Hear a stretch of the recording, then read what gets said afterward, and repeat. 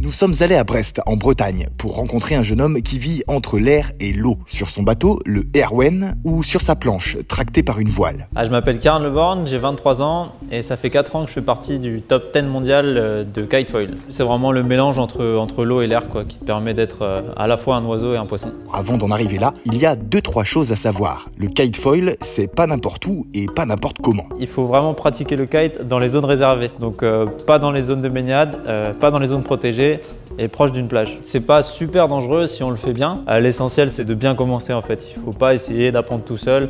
Il vaut mieux prendre des cours. Il faut avoir la bonne pratique et le bon équipement surtout. Et oui, pas de plaisir sans précaution. Pour profiter du vent et des vagues, le maillot de bain ne suffit pas. L'équipement idéal pour faire du kitefoil, c'est une bonne combinaison épaisse, donc chaude, un gilet de sauvetage, un casque pour bien se protéger et un téléphone à embarquer, du moins un moyen de communication pour alerter en cas de danger. Le mieux d'ailleurs, c'est de ne jamais partir seul en mer. Et ça vaut pour tout le monde, même pour les pros. Il vaut mieux être accompagné parce que c'est vrai qu'une fois j'ai été tout seul, j'ai eu un petit souci sur l'eau, j'ai cassé une ligne et donc l'aile elle est partie un peu en vrille et donc du coup j'ai largué mon kite. Je me suis retrouvé quelques heures sur un rocher, c'était un peu effrayant donc à ne pas refaire. Quand on fait du kitefoil, il faut gérer l'eau et le vent. Et le plus souvent, le danger vient d'en haut. Le plus dur à gérer en général, c'est le vent. Il faut vraiment faire attention aux nuages. Il peut y avoir à tout moment une rafale de vent qui peut potentiellement nous emmener dans une direction qu'on n'a pas envie. Alors ok, mais si on a fait attention et qu'on se retrouve quand même en difficulté dans l'eau,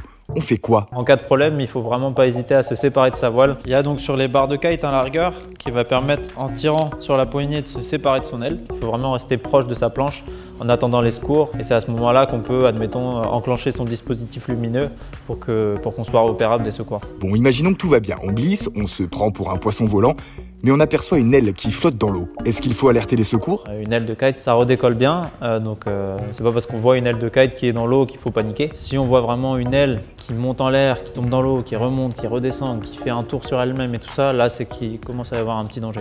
Et dans ces cas-là, on sort son téléphone de son sac étanche et on compose le 196. Ça, c'est si on est déjà dans l'eau. Et si on est sur la plage... surtout ne pas aller dans l'eau pour ne pas recréer un problème. La meilleure chose à faire, c'est de rester sur la plage, d'alerter, à informer les secours sur la position, sur ce qu'on voit, toutes les informations qu'on a devant nous. Voilà, quelques précautions à prendre, un bon équipement et 2 numéros à retenir, le 196 et le 112. Il n'y a qu'une chose qu'on aura du mal à vous expliquer, c'est le plaisir qui vous attend. Entre l'air et l'eau, c'est vraiment génial. On arrive à sauter haut, même sans se faire peur. Les sensations de glisse sont incroyables.